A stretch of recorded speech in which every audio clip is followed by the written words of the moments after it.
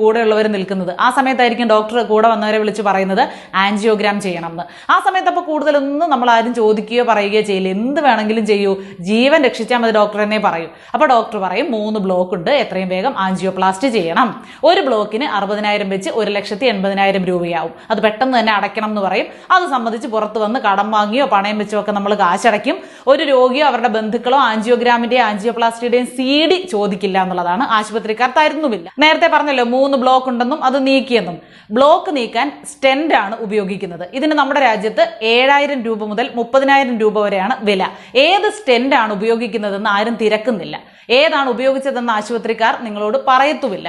അത് ചോദിക്കാനും അന്വേഷിക്കാനും നിയമപരമായി നമുക്ക് അവകാശമുണ്ട്. പക്ഷെ ആ സമയത്ത് അത് ചോദിക്കാനോ പറയാനോ ആരും നിൽക്കില്ല. ഉപയോഗിക്കുന്നത് ഇൻഷുറൻസ് കവറേജ് ഉള്ള സ്റ്റെന്റ് ആയിരിക്കണം. അത് അങ്ങനെ ആയാൽ വലിയൊരു ഗുണമുണ്ട്. അത് പലർക്കും അറിയാത്ത കാര്യമാണ്. ഉപയോഗിക്കുന്നത് ഇൻഷുറൻസ് ഉള്ള സ്റ്റെന്റ് ആണെങ്കിൽ 6 മാസത്തിനകം വീണ്ടും ബ്ലോക്ക് ഉണ്ടായാൽ അത് നീക്കാൻ 1 രൂപയും കണ്ടെത്തേണ്ടതില്ല. 1 വർഷത്തിനുള്ളിൽ ഹൃദയ ശസ്ത്രക്രിയ വേണ്ടി വന്നാൽ പോലും അതിനും 1 പൈസയും ചെലവഴിക്കേണ്ടതില്ല. അതെല്ലാം ഈ സ്റ്റെന്റ് കമ്പനി ഇൻഷുറൻസ് വഴി ചെയ്യും. അത് അവരുടെ കടമയാണ്. പക്ഷെ സർക്കാർ ആശുപത്രി ഒഴികെ മറ്റൊരിടത്തും ഇത്തരം ഇൻഷുറൻസ് ഉള്ള സ്റ്റെന്റ് ഉപയോഗിക്കാറില്ല. ഉപയോഗിച്ചാൽ ചെയ്ത ചികിത്സാ കാര്യങ്ങളൊക്കെ കമ്പനിക്ക് നൽകേണ്ടി വരും. അപ്പോൾ ചികിത്സയിൽ നടക്കുന്ന കള്ളത്തരം നടക്കില്ല. ബ്ലോക്ക് നീക്കാൻ നിങ്ങളിൽ നിന്ന് വാങ്ങിയത് നിങ്ങളുടെ ജീവിത സമ്പാദ്യത്തിലെ പരമാവധി തുകയാണ്. ഒരുപക്ഷെ ഉപയോഗിച്ചതോ ഇൻഷുറൻസ് ഇല്ലാത്ത സ്റ്റെന്റ് ആയിരിക്കും.